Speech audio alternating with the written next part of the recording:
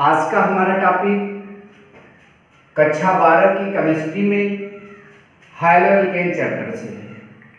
इस चैप्टर का lecture number ये 1 है। हमारे पाठ का नाम है हाइलोएल्केन। तो सबसे पहले हमें हाइलोएल्केन की परिभाषा समझनी होगी। जैसा कि मैंने यहाँ कुछ चीजें लिखा है, आप इन्हें जानिए तो आपको अपने आप परिभाषा पता चल जाएगी हाइलोएल्केन की। हाइलोएल्केन की परिभाषा इस एग्जांपल से हम समझें, उसके पहले आपको एक चीज यहाँ पर समझना होगा। हाइलोजन, देखो बच्चों, हाइलोजन को हम यक्स से प्रदर्शित करते हैं, अर्थात केमिस्ट्री में जब कभी भी हम एक्स देखेंगे तो ये मान के चलेंगे कि वो हाइलोजन है या हाइलोजन परमाणु है। ये बात ध्यान दीजिए। और हाइलोजन किन किन तत्वों को कहते हैं? Fluorine, chlorine, bromine, iodine. जब कहीं यक्स देखोगे तो वो हाइलोजन होता है, और उस हाइलोजन में कौन कौन से एलिमेंट आ सकते हैं, कौन कौन से तत्व आ सकते हैं? Fluorine, chlorine, bromine, iodine. मतलब एक्स की जगह कुछ भी हो सकता है। और एक बात, ये तो हाइड्रोजन हो गया। अब मैं यहाँ एक चीज लिखा है, एल्केन। एल्केन का सामान्य सूत्र होता है CnH2n+2। एल्केन का सामान्य सूत्र होता है CnH2n+2, जिसमें C कार्बन है, H हाइड्रोजन है और N नंबर है। N की वैल्यू 1 2 3 4 कुछ भी आप रख सकते हैं। तो चलिए बच्चों ध्यान दें, मैंने देखो क्या लिखा है यहाँ पर। यहाँ मैंने लिखा है एल्केन, और उसमें से मैं माइनस कर रहा हूं, हटा रहा हूं। क्या? हाइड्रोजन। फिर देखो यहाँ पर मैं प्लस कर रहा हूं। क्या? एक्स। एक्स मतलब हाइड्रोजन। तो जो चीज बन रहा है उसे हम क्या बोल रहे हैं बच्चों? हाइलोएल्केन। ध्यान, ठीक। उसके बाद देखो, एल्केन का सामान्य सूत्र जो है वो RH भी होता है। मतलब एल्केन को RH तरह से भी प्रदर्शित करते हैं। ठीक, ध्यान रखना। अगर इस R को एल्किल बोलते हैं और इसका सूत्र होता है CnH2n+1। ठीक है, देखो मतलब सूत्र एकदम वही है, उससे एक यहाँ पर कम है, मतलब इसका एक हाइड्रोजन अलग से दिखा दिया गया है। तो ये एल्किल होता है और एल्केन में हाइड्रोजन जुड़ा जाएगा तो पूरा एल्केन। तो कुल मिलाकर एल्केन को ऐसे भी प्रदर्शित करते हैं।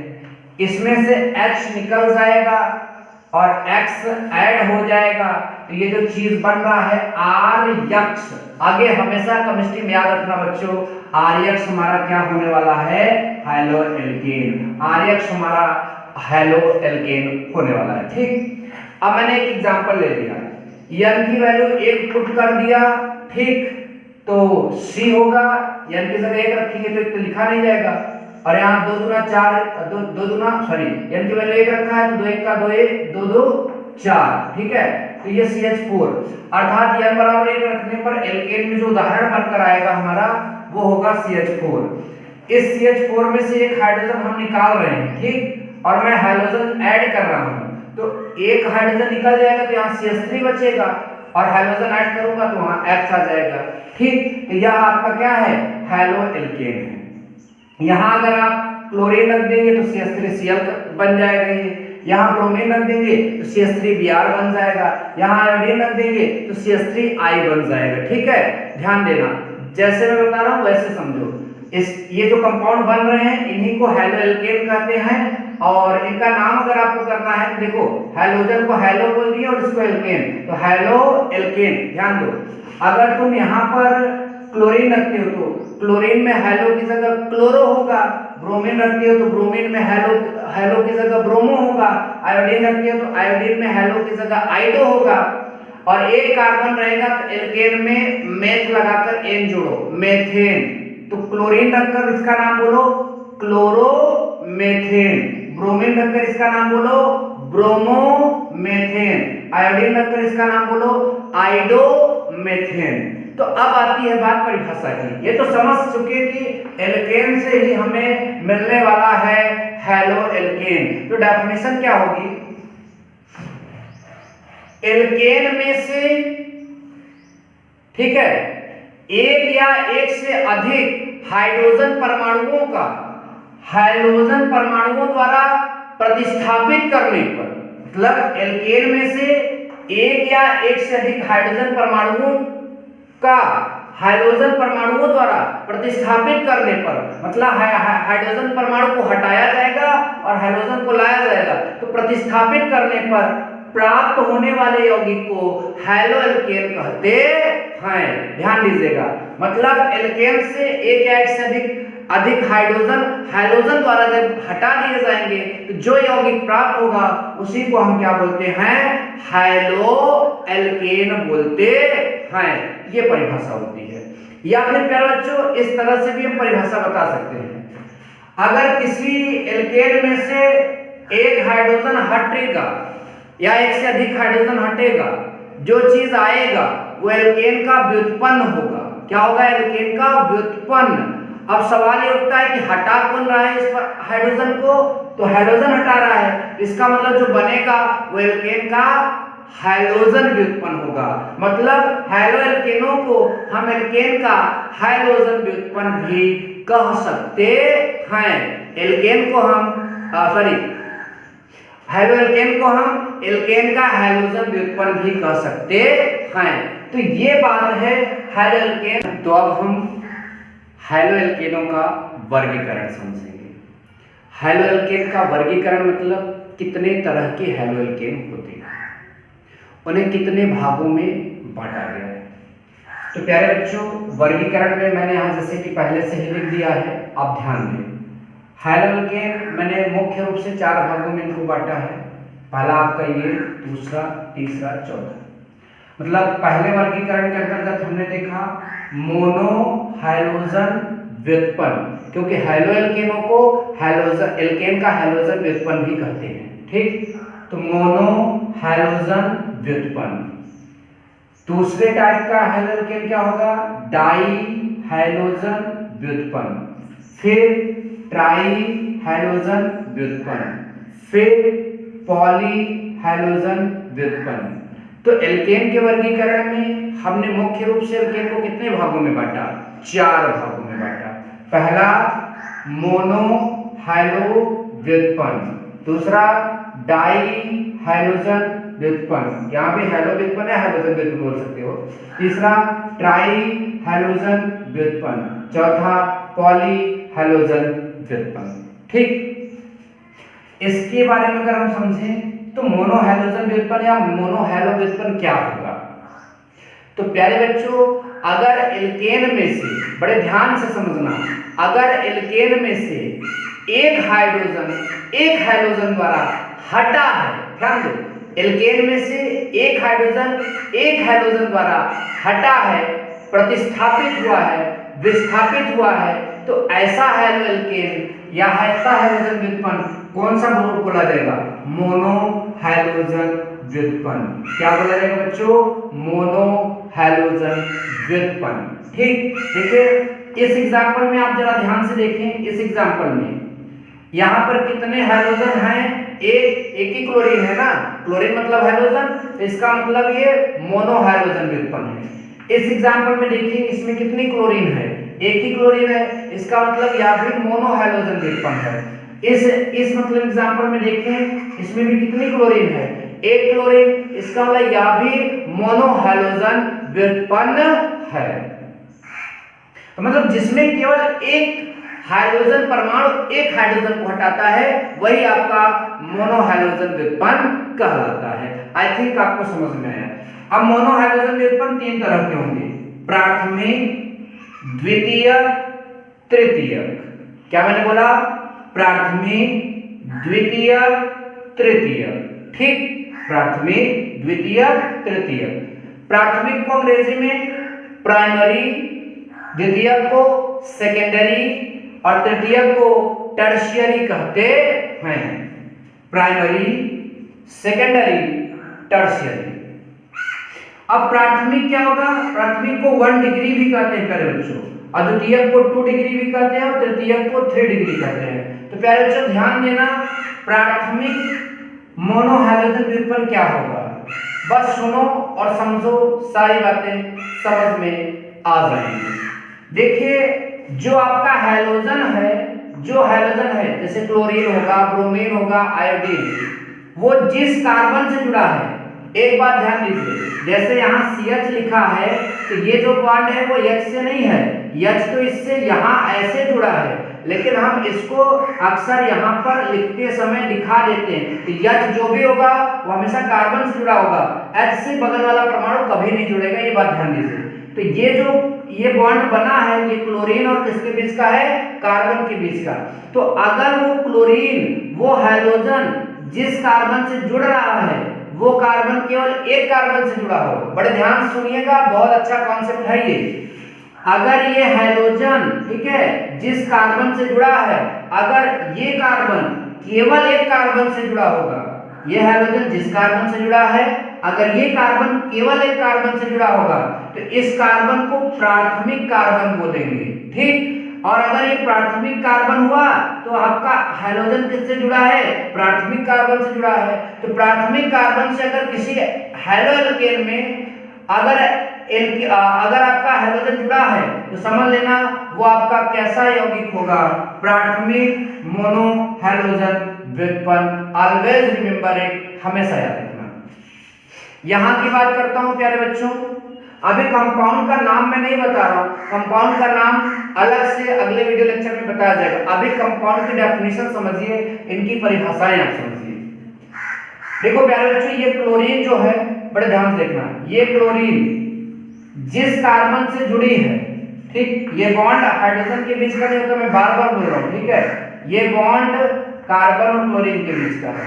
तो ये क्लोरीन जिस कार्बन से जुड़ी है वो कार्बन ऊपर से कार्बन से जुड़ा है और इधर बगलिया से कार्बन से जुड़ा है, ठीक।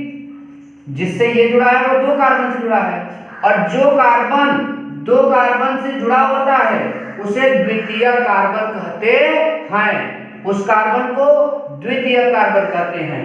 और अगर कोई क्लोरीन, अगर कोई हैलोजन द्वितीय कार्बन से जुड़ा है किसी यौगिक में तो उस यौगिक को बोलेंगे द्वितीय मोनो हैलोजन व्युत्पन्न, ठीक है, या mono halogen mono halo alkane, ठीक है। अब प्यारे बच्चों यहां का देखो, ये क्लोरीन अर्थात ये हैलोजन जिस कार्बन से जुड़ी है वो कार्बन कितने कार्बन से जुड़ा है, 1 2 3, तो ये कार्बन 3 कार्बन से जुड़ा है, इसलिए इस कार्बन का नाम होगा तृतीयक कार्बन, ठीक, तृतीयक कार्बन। और किसी यौगिक में अगर हैलोजन, क्लोरीन ब्रोमीन आयोडीन, में बार बार बोल रहा हूं, अगर हैलोजन तृतीयक कार्बन से जुड़ा होता है तो उस यौगिक का नाम होगा तृतीयक मोनो हैलोजन व्युत्पन्न, ठीक, तृतीयक मोनो हैलोजन व्युत्पन्न, ठीक। फिर से एक बात ध्यान दीजिए, अगर आपका हैलोजन क्लोरीन ब्रोमीन आयोडीन प्राथमिक कार्बन से जुड़ा होगा तो यौगिक प्राथमिक मोनो हैलोजन व्युत्पन्न होगा, ठीक। अगर हैलोजन आपका द्वितीय कार्बन से जुड़ा होगा तो यौगिक द्वितीय मोनो हैलोजन व्युत्पन्न होगा, ठीक। अगर तृतीय कार्बन से जुड़ा होगा तो यौगिक तृतीय मोनो हैलोजन व्युत्पन्न होगा। इसको प्राइमरी बोलते हैं तो प्राइमरी मोनो हैलो डेरिवेटिव्स, इसको सेकेंडरी बोलते हैं अंग्रेजी में तो सेकेंडरी मोनो हैलोजन डेरिवेटिव्स, ठीक है। Tertiary mono halogen derivatives, 1 degree बोलते हैं तो 1 डिग्री मोनो हैलोजन डेरिवेटिव्स, ठीक है, 2 degree mono halogen derivatives, 3 degree mono halogen derivatives. I think आपको समझ में आया। डाई हैलोजन व्युत्पन्न प्यारे बच्चों किसे कहेंगे, जिस हैलोजन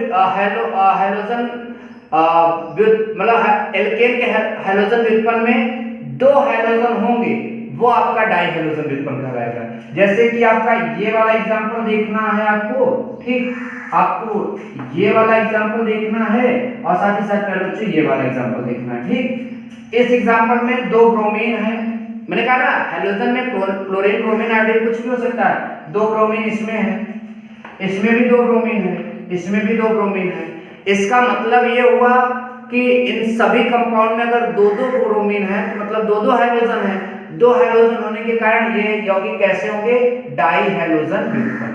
अब डाई हैलोजन व्युत्पन्न भी 3 प्रकार के होते हैं प्यारे बच्चों, एक आपका होता है जैन डाई हैलोजन व्युत्पन्न, दूसरा होता है बिस डाई हैलोजन व्युत्पन्न, तीसरा होता है अल्फा ओमेगा डाई हैलोजन व्युत्पन्न। डाई हैलोजन व्युत्पन्न कितने प्रकार के हुए बच्चों? 3 प्रकार के। जैम डाई हैलोजन व्युत्पन्न, दूसरा बीस डाई हैलोजन व्युत्पन्न, तीसरा अल्फा ओमेगा डाई हैलोजन व्युत्पन्न। फिर सुने, जैम डाई हैलोजन व्युत्पन्न, बीस डाई हैलोजन व्युत्पन्न, अल्फा ओमेगा डाई हैलोजन व्युत्पन्न। देखिए इनकी डेफिनेशन क्या होगी जैम की। आप देखिए जिस डाई हैलोजन व्युत्पन्न में हाइड्रोजन परमाणु, ठीक, हाइड्रोजन परमाणु केवल एक ही कार्बन से जुड़े हों, ठीक है, एक ही कार्बन से दोनों हाइड्रोजन परमाणु जुड़े हों। बड़े ध्यान से सुनिए, दोनों हाइड्रोजन परमाणु एक ही कार्बन से जुड़े हों, उसी डाई हैलोजन व्युत्पन्न को हम क्या बोलेंगे? जैम डाई हैलोजन व्युत्पन्न बोलेंगे। जैम वही होगा जिसमें दोनों हाइड्रोजन परमाणु एक ही कार्बन परमाणु से जुड़े होंगे। फिर प्यारे बच्चों विष की बात मैं अगर करूं, ठीक, तो इसमें देखिए ये ब्रोमीन, देखो ये हमेशा जो यहाँ बॉन्ड दिखाया जाएगा वो कार्बन और कार्बन के बीच का ही होगा, हमेशा याद रखना, ठीक है। ये बॉन्ड इस कार्बन और इस कार्बन के बीच का है, तो ये ब्रोमीन जाहिर सी बात है कार्बन से जुड़ी है और ये ब्रोमीन इस कार्बन से जुड़ी है। तो इसमें ये वाला आपका जो ब्रोमीन है इस कार्बन जुड़ा और वो वाला ब्रोमीन इस कार्बन से जुड़ा है, ठीक है। तो कहने का अर्थ है, अगर मैं इसको ऐसे भी कर दूं प्यारे बच्चों, इसको थोड़ा सा मैं ऐसे एग्जांपल ले लेता हूं इसका, ठीक है, ज्यादा सही रहेगा ये, ठीक। तो ये दोनों हाइड्रोजन निकटवर्ती अलग अलग कार्बन परमाणुओं से जुड़े हों। निकटवर्ती मतलब जैसे 1 2 3 कार्बन है, तो अगर मैं इस ब्रोमीन को यहाँ जोड़ दूं और इस ब्रोमीन से यहाँ से जोड़ दूं तो निकटवर्ती नहीं हुए, उनके बीच फासला हो गया।